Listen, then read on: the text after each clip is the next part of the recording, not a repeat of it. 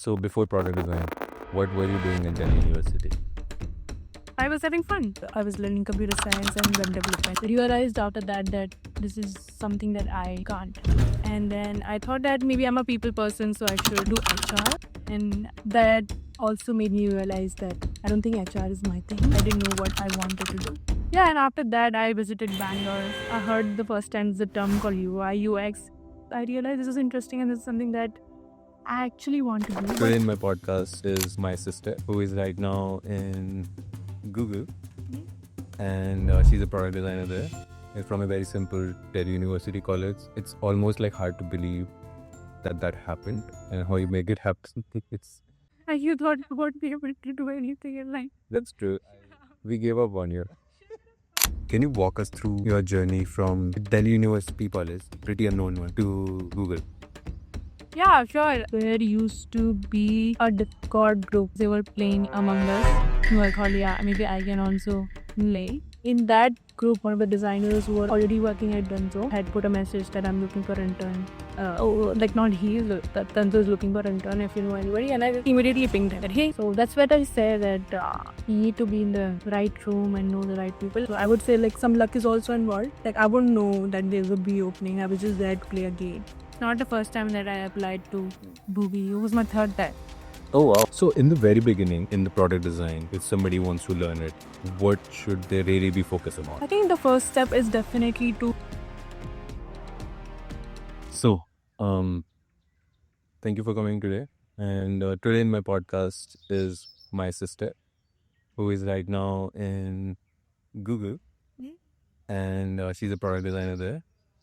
And I thought like it would be interesting to walk through her journey and understand like how she got where she is today. So first of all, thank you for taking on the time. Thank you. I'm living in your house, so I have all the time. That is true. You're eating a lot of free food and Excuse me, you can't say that. Cut. why don't you start with like introducing yourself? My name is Abhilashu. And I work as a product developer in Google. I've joined recently, like not recently, it's been going to be a year. And yeah, it's been great. And before that, I was working as a senior product designer in Swiggy. And before that, I was working at Dunzo. That has given a little bit of my work journey. So before product design, what were you doing in Delhi University? I was having fun. Oh yeah. I was in a lot of college societies. And yeah, I was pretty much doing that. I think if you know a person from DU, you would know they are having fun. Not to this was like any person who was actually studying. When I was not studying in college, I was skipping classes, and I was I'm in the dance society, so I used to go for practices in the evening. Yeah, and so the first 2 years of my DU life was just that, and I think in third year I started doing intern. I thought that, of course, I was learning coding. I was learning computer science and web development at that time, and I thought I should give it a proper shot. So I started learning more, and I realized after that this is something that I can't do. Like I don't enjoy doing it. Maybe I can do it, but I don't think I can do it entirely for my life. And I've seen you, like how much you enjoy it and the passion that you had, and I'm like, I cannot compete that. Like if I want to do well in life and I want to do good, I don't think this is my skill. I don't think I'll be good at it, even if I put my heart and soul into it. That's when I realized that this coding thing is not for me. And then I thought that maybe I'm a people person, so I should do HR. So I went and did an HR internship in Policy Bazaar. And I mean, yeah, that was an experience. And that also made me realize that I don't want to do that. Even if I'm a people person, I don't think HR is my thing. So I think it was a lot of hit and trial of doing the wrong thing and figuring out that this is not for me, because at that time I did not know what is for me. Like I didn't know what I wanted to do. So I did what I thought I wanted to do, and then I figured out, oh, this is not for me. What did you know? That's really interesting. Yeah, and after that, I visited Bangalore for the first time because you were doing your job there. And that's when I met your friend who was doing freelance at Eki. And that's when I heard the first time the term called UI UX. It's like 4-5 years ago. And that's what got me into it. Like, oh, this is interesting. What is it? And during that time, I would just talk to anybody who was doing something different. So I just talked to that person, got to know, and then I got to know more about it. Like, and I searched the internet, and yeah, I started doing something on my own. Yeah, that was the start of it from college. Like, what was the first concrete step that you took towards product design? I think the first step that I took, because there was no really like a formal education back then for UI UX design. There is like design education, but and I was also in that place that I'm just out of college and I didn't feel like I want to do masters because it's a big financial investment, and I wasn't sure that this is my thing. So I was still figuring out. So one thing I did was that I just started learning on my own on YouTube to understand what exactly it is. Picked up like a course, and that's when and after doing some few days of this, I realized this is interesting and this is something that I actually want to do, but I wanted a little more structure to it. Then I joined like a boot camp that used to happen then, like for 3-4 months, and that was my like a step that I took. How did you came to know about this boot camp? What was it like? It was I think I just came across on Instagram or something. Okay, so it was like something like I just searched it and I just stumbled upon it, and then I I just joined it, and I used to go from our house in Janakpuri to Gurgaon every weekend, and I was managing college at that time, and as well as I was used to go to this in a week. That's very good. So in the very beginning, in the product design, if somebody wants to learn it, what should they really be focusing on? I think the first step is definitely to like just understand what this industry is, which means that you need to read a lot. Just now, because this industry has evolved a lot, like especially even if you take it in terms that it was UI UX, then it was UX, and it's like completely evolved into product. Now with AI coming, it's changing forms every year career. I think it's important to completely understand what the industry is. I think talk to someone who's in the industry to just get a better understanding of this. And if you want to start learning, I think YouTube is the best way. Just find a video from some good creators and just start from there. Yeah, I do believe I think most of the things I've learned in my life personally, from like coding to entrepreneurship, to sales and marketing, to hiring, like I just open a YouTube video. I think it's the best place to learn. This is the best. I know it sounds cliche when someone says it, just YouTube it, but when you actually like do it, you will find a lot of resources. Yeah. So, and grateful for all the people who have actually put out videos and content for other people to actually learn. That is people out there who are actually dedicated to teaching. Yeah, we should give them the credits and as well as like liberal on them. Yeah, that's true. Sure. I mean, your journey is incredible. Like, from like how you are now working in Google, from coming from a very simple Delhi University college. It's almost like hard to believe that happened, and how you make it happen. It's inspiring and incredible at the same time, and unbelievable. Yes, because you say it's weird because you've never said it. He's just saying this on camera because he's never said it. Yeah, I mean, I almost am very like how you do it. If I look at it like, oh, that's very interesting. Right? Somebody came from. Because I was not underdog, and you thought you won't be able to do anything in life. That's true. We gave up 1 year. Somehow you are in Google. That's why that's. But yeah, I mean, yeah, work should not be the metric of, oh, how I'm doing it like, hello. That's once you achieve things, you can say some things like this. But there are like other audience who are students. I get that. I understand that. But like, even for the students, they should also, not think that job is the only metric in life that's how they should evaluate them. Then they need to. They are learning this now. Yeah. They can learn early. Big benign.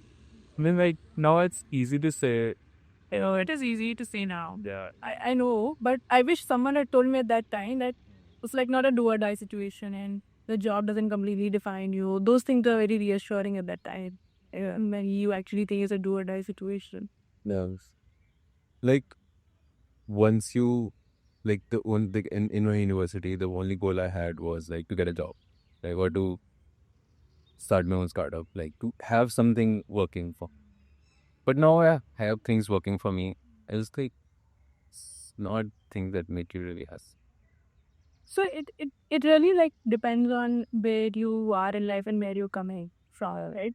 Like we come from a humble background with not a lot of money, right?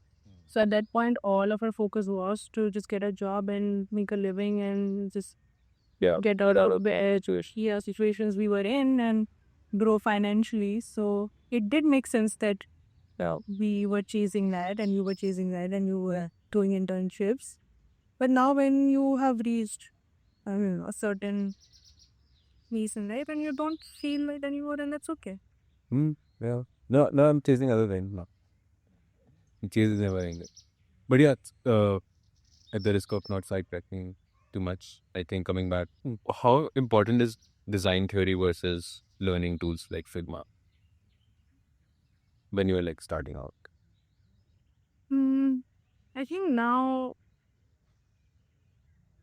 what matters is how you think more than like a tool. A tool is something that you can always pick up. It's a skill that you can acquire with time, right.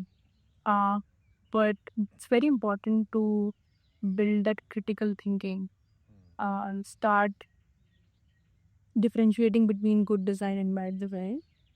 And especially with AI coming in, the importance on how you think and how you structure is more important than like using a skill, like using a tool, right?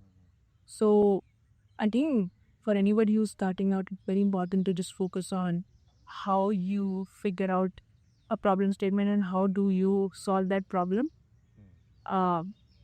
Then actually like importance on tool. Can you give us an example? Because somebody who is not from the industry would probably better relate to an example. What kind of problems do you solve from a day to day? What is it actually? So I can't talk about my one and I'm not sure. Like take an example of from previous work or any that. Like for example, I give you a problem that I'm facing right now, right? Like suddenly I'm very health conscious, right? And I am also into skincare, but I don't know what is in the food that I'm eating and what is in the thing that I'm putting on my face. Right? And that's a problem. Now, how do I solve that problem, right? So this is like you build an eye for identifying problems generally in your life, right? Okay. That's how you start out. You build a lens on identifying these problems. Now the question is also like, how do you solve this part? That's where your critical thinking comes. What are the things that you can do to be able to like solve this problem, right? Now and I know we are living in a digital world, but not everything needs a digital solution also, right? So you think in different directions that how can I solve this problem, right? I will basically build like a biported an app which scans any product and tells you if it's good for you or not. Totally, right? So it's like a straightforward, solution, but there are a lot of things that you can think around. So this I'm just giving you an example of like every day, but at work I work in GPay, and I work specifically for small business owners, GPay for small business owners, and we focus on how to help them grow their business. Okay? How do we make their presence on the internet or on digitally, but much more stronger, right? How do a customer like me or like you finds a business locally, right? Because those are small business owners. Like, how do you find them on Google, right? So we work on that, and now with AI coming in, we are also making it much more. How do we make AI accessible to small business owners? And because they are not as you know uh, in touch with the technology as we are, right? So like that, those are the work problems, right, that we are working on. So when you get into industry, you work on these kind of micro problems. Like when I was in Swiggy, we were solving for discovery, right? How do people? I was specifically working in Instamart, so I was working on how do you make uh, discovery much more easier, right? Of new products, let's say, or a new brand that has come in on the platform, and how do you make making decision for a customer much faster on the platform. So yeah, we do all of these problems. All of, like, to give an example. Basically, like practical problems which bother you like day to day. Yeah, that's how you like start spotting problems. It's like, for example, uh, I'm not saying it's like a problem in your life, like how you can just notice a board and spot a problem there, right? You just start noticing problems around you, right? How like how public transport is not a very easy thing to access in India. Is a problem. That's a bigger problem. And how, like, I remember I like you see that you I don't you travel in a metro, right? And how you see, like, there are like maps, right, on the metro, in the metro itself, and you at the initially you didn't know where station you were on, right? But later they introduced like a light, like a red light and a green light, right? That, oh, you are at the station now, and this station has passed you, right? Because before you didn't know where you were, and somebody thought of that. Okay, this is a problem. People don't know. You used to look out which station is it, but now it's with just introducing a light, right? You know where you are. So that is what exactly a problem solving in UX is, right? It's going to benefit customers. It's going to benefit business. Going to benefit everybody. So this is how you start thinking of UX and problems in around you, and then you build an eye for it. So it's just not like specific to tech. It can be in the physical world as well. It can be anything. You just start building an eye for it. Basically, I think the metro one is a really good example. Like, yeah. So yeah, you just start having an eye for these things slowly. Why? It's just like how you practice any skill, right? It's just like that. You train your eyes for Yeah. these things. Why? Do you think like expensive design courses that we see nowadays really matter to succeed in this? I've not been on that side.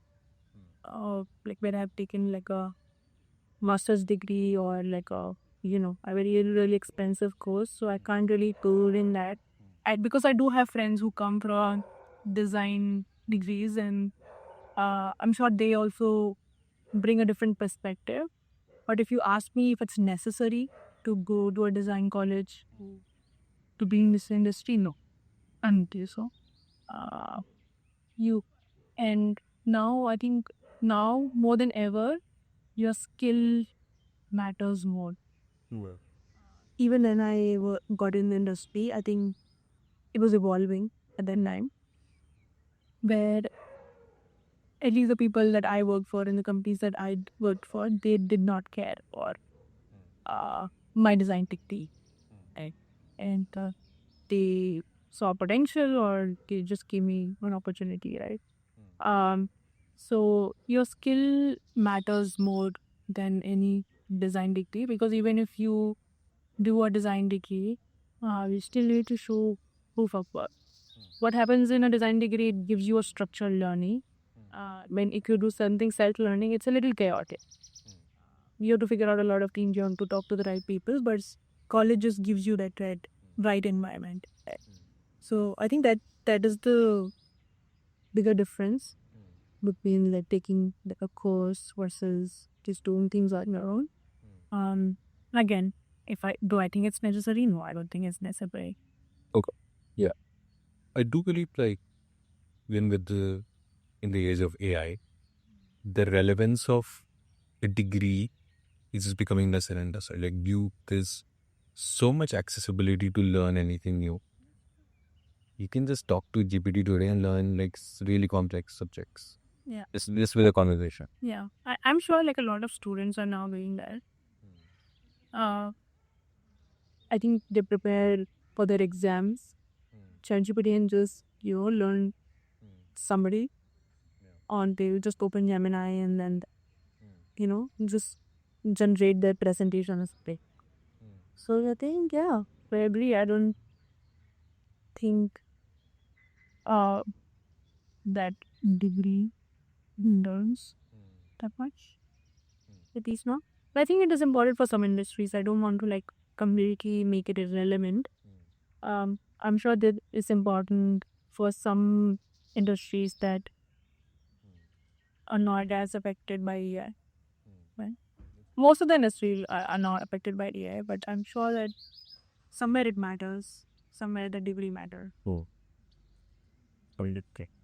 In my personal opinion, I think especially the college degree, where it really stands out is the networking.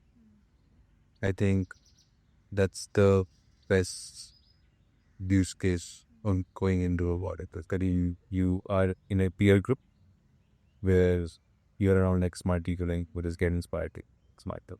Yeah. So, but it's still, I would say it's not like the necessary curve. You can still make it without that. Yeah, then you have to put a lot of hard work outside, right? And everyone is different, right? Some people learn better from structured things, and some people find better in a chaotic environment, right? So yeah, if you are not going to college, you need to put equal effort outside, right? You're not like here saying that or choosing the other path of not taking a design path is easier. It's possible, but it's not like it's easy. Then you have to put equal hard work. Yeah. When you were starting out, did you ever felt like an imposter?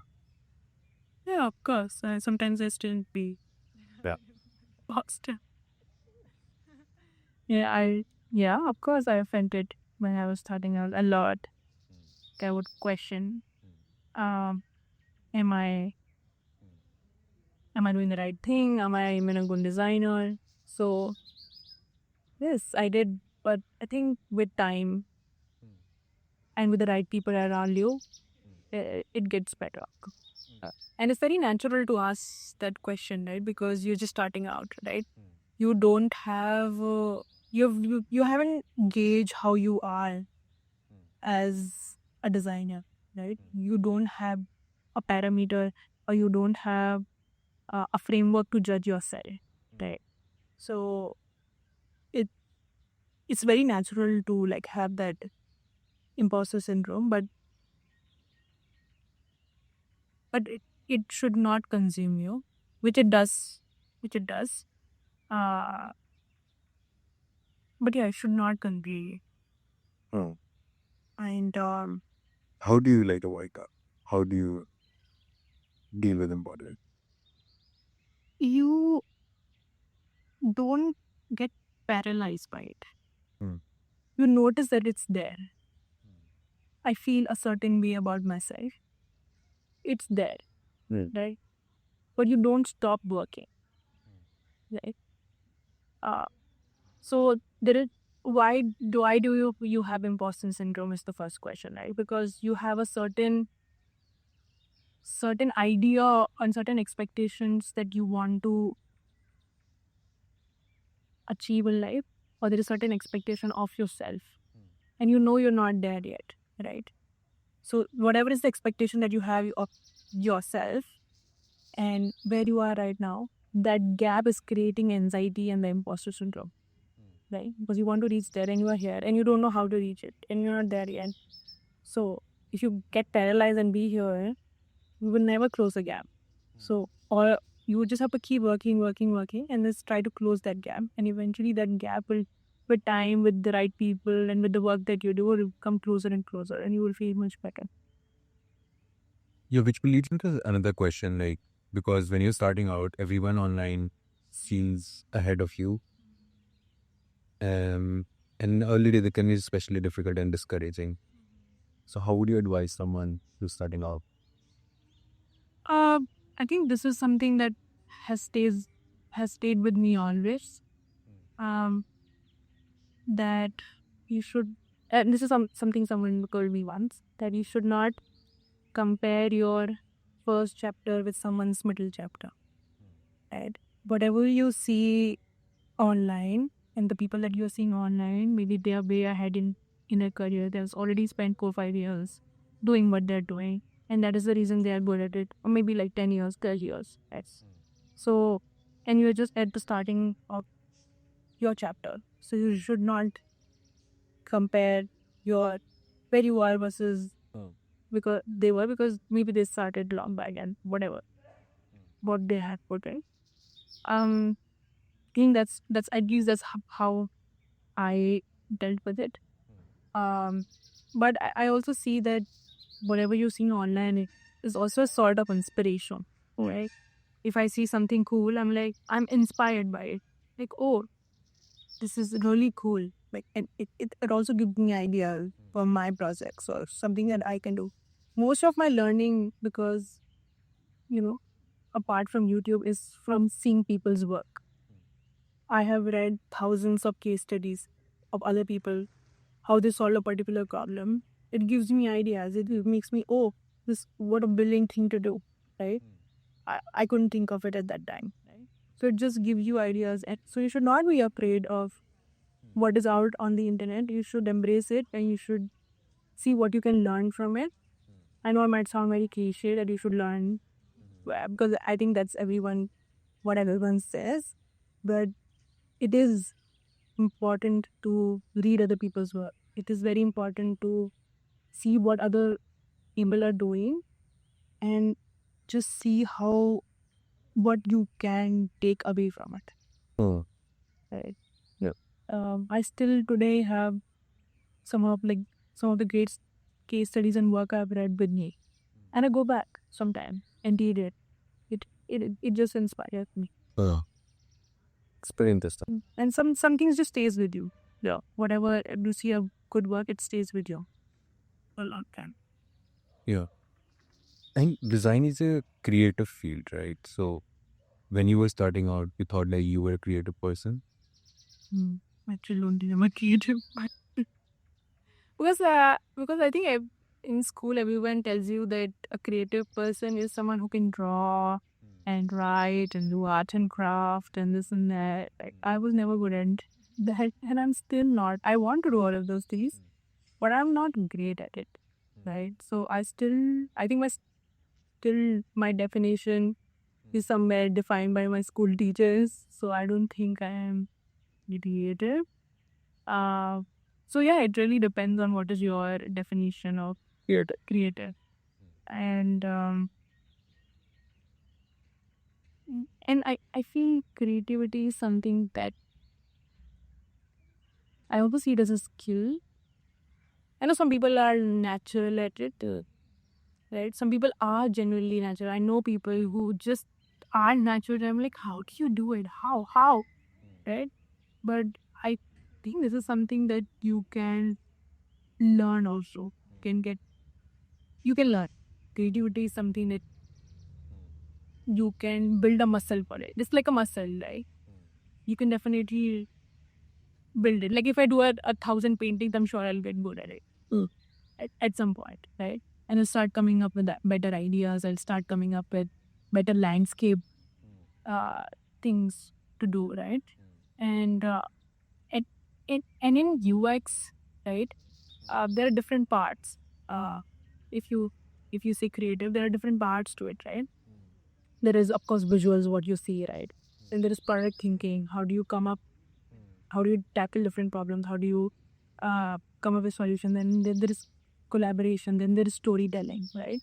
So it's just all part of combined together and is being creative. And it doesn't mean that you have to be creative in all of those aspects. Like some people are very good at storytelling. They're very creative. They tell a story in a very good way, which can convince your stakeholders to go with your solution, and your solution is better, and push them to do this feature, right? But some people are actually very good at like finding out problems, right? And some people are good at collaboration. Some people are good at actually designing and visuals, like very good at it, right? So creativity is subjective, and it really depends how do you define creativity. I think the typical definition of creativity is the artists that we have seen, like drawing, crafting, right? Yeah, but I feel like it's not. creators can be anything, like an entrepreneur, a marketer, or even a salesman. Everybody can. Everybody, content creators and creative. Like they'll keep thinking of like what is the right hook, what is the right thing to say, how to everything is creative. Yeah. So in the typical sense, you don't have to know those illustrator skills or Yeah. sketching to be a product designer. No, I didn't think so. No, in your experience, of course, as you mentioned. I mean, it's good to have. Good to if you can do illustrations or some whatever 3D modeling or whatever the skill set you have, it's definitely a plus, right? But it's not required. Because there are different fields for it, right? There is illustration, visual design as a field, separate. There's motion design separate. So if you enjoy that is. Yeah, those are like different. But if you go in a startup, all these skills would always be like a plus, because if they want lean team, and if the more you can do, the better it is, the more skills you have. So yeah, it really depends what is the best fit for you. That is true. So how was your first design job was like versus what you expected it to? My first design. Pardon. Yeah. I started at Dunzo. I started as an intern, and then I turned full time there, and I worked there for a year. And when I just started doing my job, I was a kid, right? Only like 2021. And in my head, job, like it was like I didn't think about it too much. I think all adults do job. I'm gonna do a job, and I'm gonna earn from it, and I'm gonna actually do design stuff. I'm just happy about that, right? But maybe it's not like work related, but the thing that I struggled with the most was that coming from a college sort of a setup where I'm free to do whatever I want, and at any time I'm just going to classes, to coming to a more structured place where I have to be in a meeting at 9 in a stand up, right? And then I have to meet deadlines, this that. It doesn't matter how you feel, how you're feeling during that time. You just have to deliver, right? So I had to, that was the most difficult and the transition part for me. I didn't expect that. I don't know why I was delusional. Nobody told me, but that was the reality of a job, of just a normal person getting their first job, right? That was the reality. But specifically talking about in UX, I actually learned a lot. in my first job. And like I said, I have learned from other people, and I've learned most of the things at work. And I feel that I was surrounded by right people to be able to learn what I learned today, right? So during my internship, I picked up some good projects, which like gave me a lot of confidence on my design skills and what can I do. And then I converted full time, and then I started up picking more projects. I started working more independently. I think that was like a year of my my first job, and then Got it. Pretty interesting. So I'm curious about, and I think I'm sure our audience would be curious about it. Like, can you walk us through your journey from the Delhi University College, pretty unknown one, to Google? Yeah, sure. I mean, like I mentioned, I was just having fun in college first 4 years. I was doing that like in everything. Then I tried my hand in boarding. I did not think that I could do it for a long time or I'd be good at it. Didn't interest see that, but and I think that's the story for a lot of people in the industry that they started with as coding or as an engineer. After that, I did try HR. I did an internship there, and I figured out, oh, that's also something not for me. Um, and yeah, then I met someone through you. I got to know about UI UX design, and I started learning more about it from on YouTube. I just did a course, and from there, I think I met the right people. After that, I put myself out there on Twitter. I used to be very active on Twitter, which is constantly tweeting or learning or observing and just sharing. That's what I did.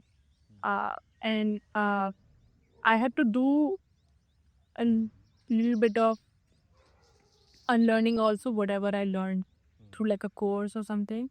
And after that, I did a project to get my first job, to get my internship. I did like one or two my personal projects to build like a portfolio. And I had a mentor at that time. I did a lot. I did like good feedback, and I got one job. I turned was an intern, and I converted full time. And after a year, I joined Swiggy, and then I was there for 3 years. And I think most of my learning, a very solid design foundation, came from working at Swiggy. Um, and after that, yeah, I'm built by. Hmm. What are the key things, key factors that helped you reach where you are today? If those were not here, you would not be where you are.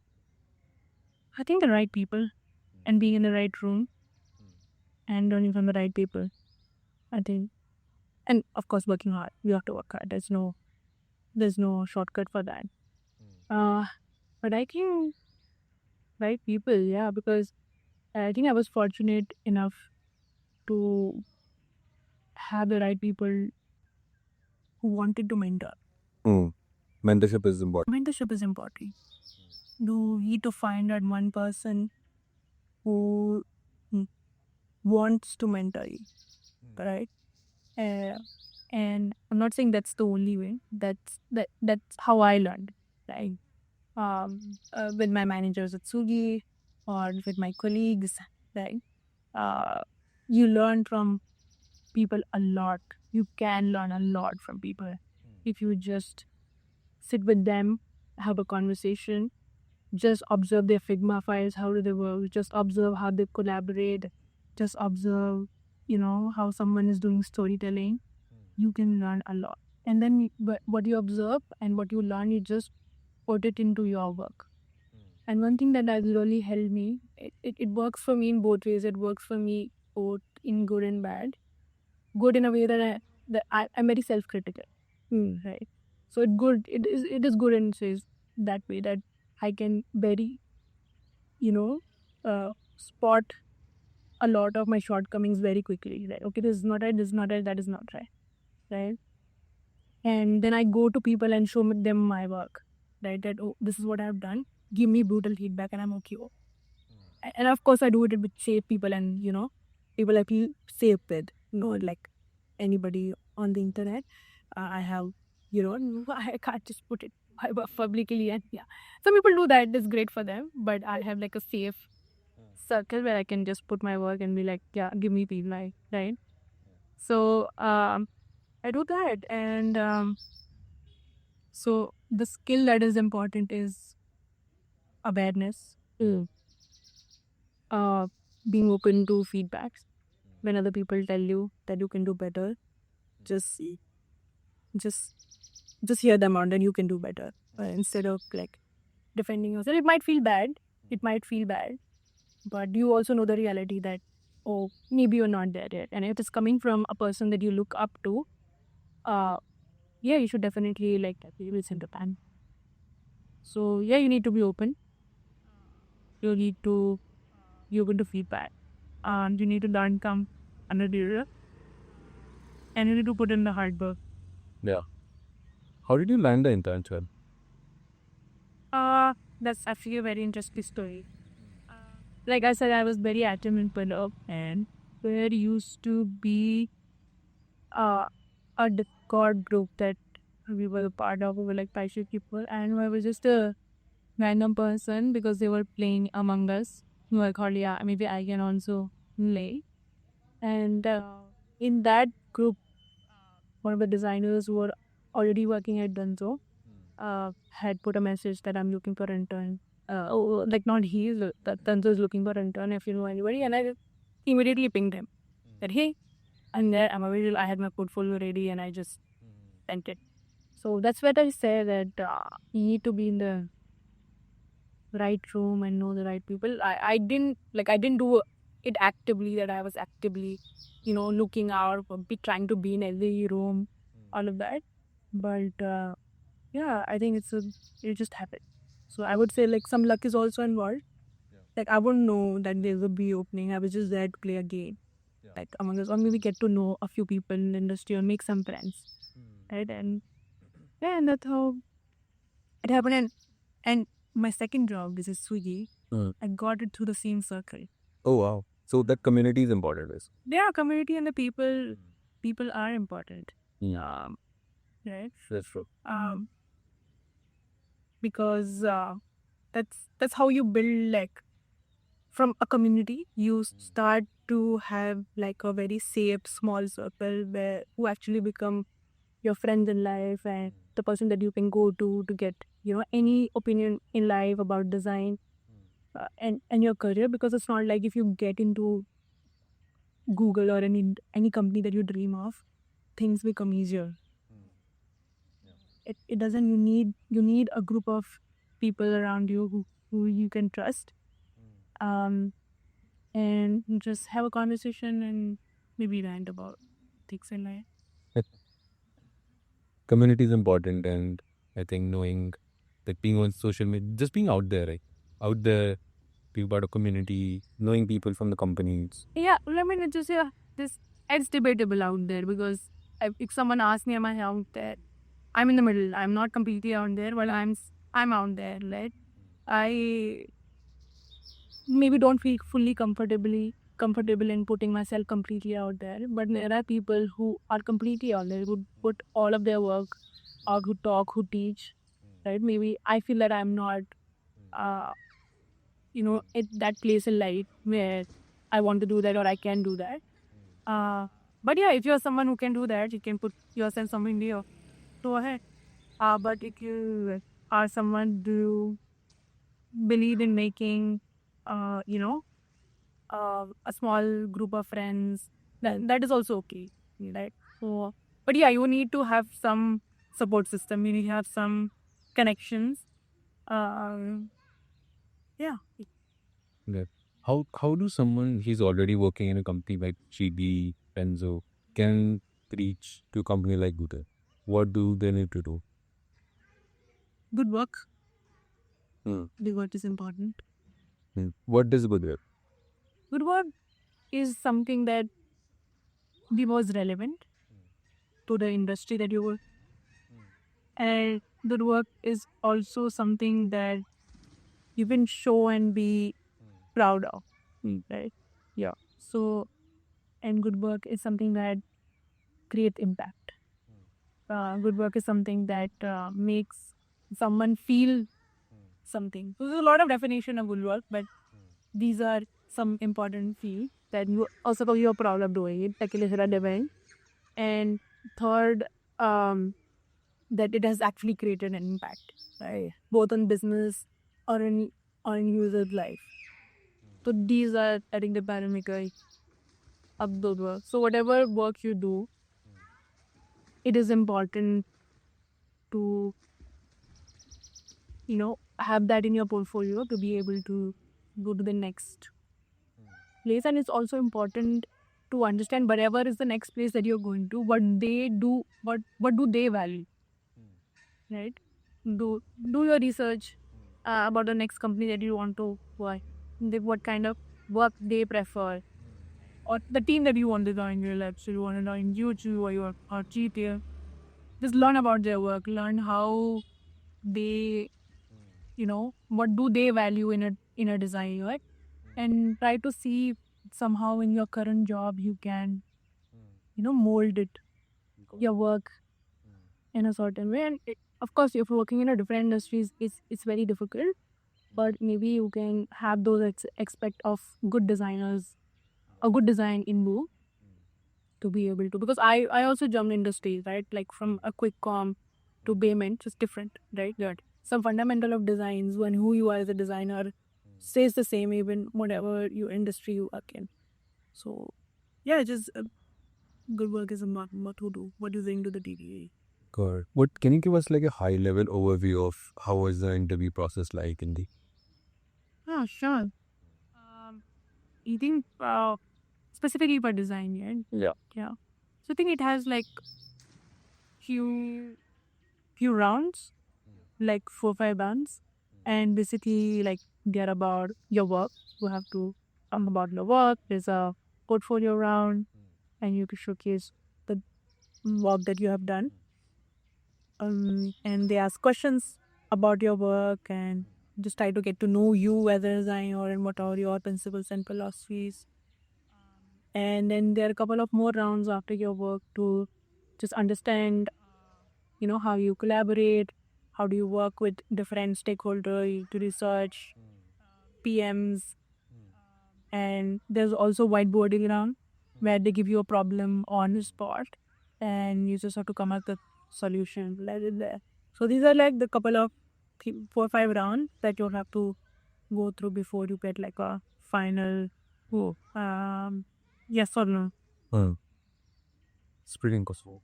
So it's like how long was the interview process? For me, it was pretty quick actually. Like it took actually 2 weeks for everything to happen. But I don't think that's the standard. Like I have seen some interviews take like a month and a half, 2 months. So it really depends on team to team. So I wouldn't say that like stat. Okay. It So it depends on depends. I guess it was 2 weeks. yeah, first 2 weeks step. But I just want to mention that it's not the first time that I applied to Boogie. It was my third time. Oh wow, Okay, like that's pretty. Yeah, it was my third time. I'm like my third attempt. It's not like It was the third attempt. it was my third attempt. Yeah. I didn't know that. Yeah, it was my third attempt. So the first time I just applied to referrals without even thinking about the job I'm applying to. I just applied to Blueberry. I was just testing the waters, and of course, I didn't get through. And the second time I applied, I did receive a call, but then I think that board was already filled. So I did receive a call, but the interview process didn't happen. And the third time, I had just messaged the director design at GP, who's currently also there. I just called him, messaged him that hey, if there's an opening, I would love to be considered. I've sent my portfolio, and after 2-3 months he got back to me that, oh yeah, मेरा था. Oh wow. So you just cold message her, like cold Yeah. on LinkedIn? Yeah. Okay. That's how I got my like an interview. I got an interview. Well, not the job. I got an interview. Wow. So that's pretty interesting information for people out there. Like, so cold messaging on LinkedIn works. Yeah, it does. Yeah, It does. it does? It does. Okay. It does. Not with, like, for example, like I said, like not everyone is out there, right? But people who are out there, if you message them, you will. It is. So that's why I feel that people are important. That's why I'm very grateful to the people who have been there. People who put themselves out there and are teaching and are creating content, or people in the industry who are even like very open on LinkedIn about their failures or about how they learn, and just actively talking to people or giving them opportunities. Yeah, that's how that's how some of the people contact with you that they got. Yeah, that is also. That's good. But you have to have the skill of it's hard and keeping this cold message everybody, and Yeah. you need To have some you need to have substance, you need to have a good project. proof of work, you need to have projects, you need to have proof of work. Anything else you'd like to mention for someone who wants to get into a company like Google or 3D? I think fun thing that I want to mention is that you need to detach yourself from your work. That I think that's important. It is my personal learning that you see your work as something that you're working on, like an extension of you, not who you are. Because when you start receiving feedback on your work, you see it as a feedback on you, right? Which makes it hard for you to take that feedback and actually work on it and go back. So it's very important that you see yourself as work in progress. Nobody is expecting you that you become a master on first day. Nobody has that expectation from me. I don't know why you have that expectation from you. Like I have that expectation from me. I'm like, I don't know why. Right? You don't have that expectation from you that you need to be good on day one. You need to be good to a certain level. Right? But nobody is expecting you to be a master who knows everything. Right? And yeah, just detach yourself from work to be able to get that feedback and actually work on it, because otherwise it becomes very difficult for you to take that feedback and be action level on it, take action on it. Which takes us to our next question, which is how did the success look for you when you started versus how it is now? That's a good question. Like how we were discussing, like growing up, when you don't have that Coming from middle class, even lower middle class, I would say. yeah, when you don't have that financial stability, that's how you measure your meal. Money. Yeah, money, or getting a good job, whatever is everyone's definition of success, that becomes your definition of success, right? Getting a good job, earning decent becomes becomes your growth and success. But with time, as you start working and when you enjoy your work, it becomes like your success looks like, what kind of work you are doing, right? So are you enjoying your work and how much impact your work is creating, right? That becomes success. Then success also becomes like you start earning a little bit more, right? Then that becomes your definition of success. And when you feel like you've come to a certain point in life, your definition of success then changes again to it evolves. Like, I would not let it evolves. Like, what are you doing outside of work? Who are you out of work, right? What are the things that you are doing out of work? What gives you joy, right? The people that you are close to, friends, family, relationships, right? Then you don't see your life as one dot. You start seeing your life as a quadrant, or like a circle which has a lot of parts to a life, and that's how you start measuring your growth in the. So I think that is how has it evolved from me, like from a dot to like a circle, which has a lot of parts. Hmm. So that's pretty interesting as well. And that brings me to the next question, and probably the final question of today's evening, is what is that one thing that you wanted to clear before you started your journey? I think I keep repeating myself, and to this day, it's not a do or die. Yeah. It's not a do or die. Yeah, because then you start thinking it's a do or die, and maybe it is a do or die for some people. Yeah. But when you start thinking like that it's a do or die, a job is a do or die. To get this one particular job is do or die. You creating an immense pressure on yourself, right? I think we place a lot of importance on job and work. Make it easy for me to say right now. But at that time, I wish someone had told me that's not a do or die. Like, it's okay, you will figure it out with time, and just have confidence in yourself. And if you don't have confidence in yourself, find someone who has confidence in you. Yeah. Right? So you build on that. Right? So I think these are the things, and the feedback thing that I mentioned. We did that yourself From the work. from the work that you are doing, to be able to very openly take that feedback and not take it on you as a person. That's very hard, because you are the person who did it, and it is very hard to detach yourself from the work. Yeah, that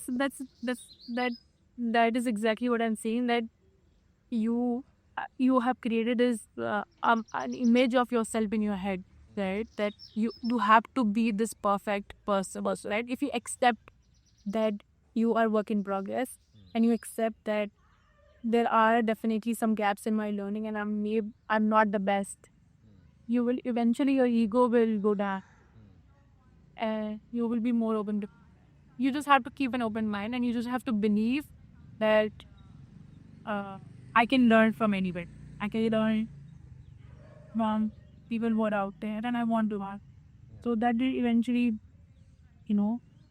lower that The pressure. the pressure, and lower that ego that you are. Oh, how can you say bad?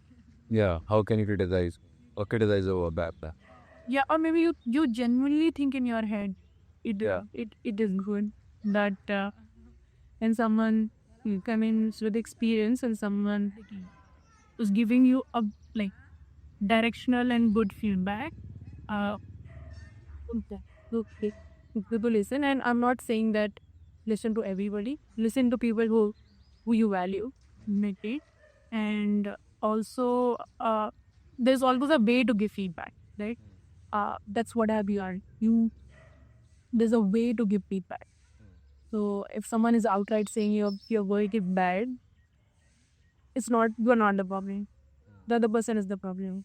Because if you do not know how to mentor somebody and articulate your thoughts, you are not a good mentor. You're not a good leader.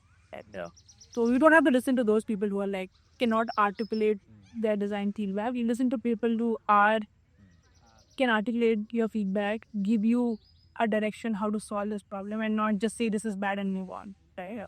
So that is also important. So both sides are important. Like, you have to be open to feedback, and you have the right person to give you feedback, and how they give feedback to you.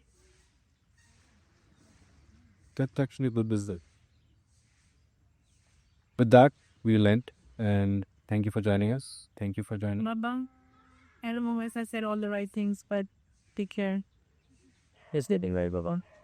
I think the men there, you get cancer on the event. Thing. And maybe, I don't know, people have some expectation. Oh, you work in Google, so you need to be a certain way. Where I'm me, maybe I missed some points and I did say right thing or wrong thing, but these were my raw thoughts. Very valuable. I feel like someone who is starting, that was curious about product design, so really like I feel like we talked more about life than product design.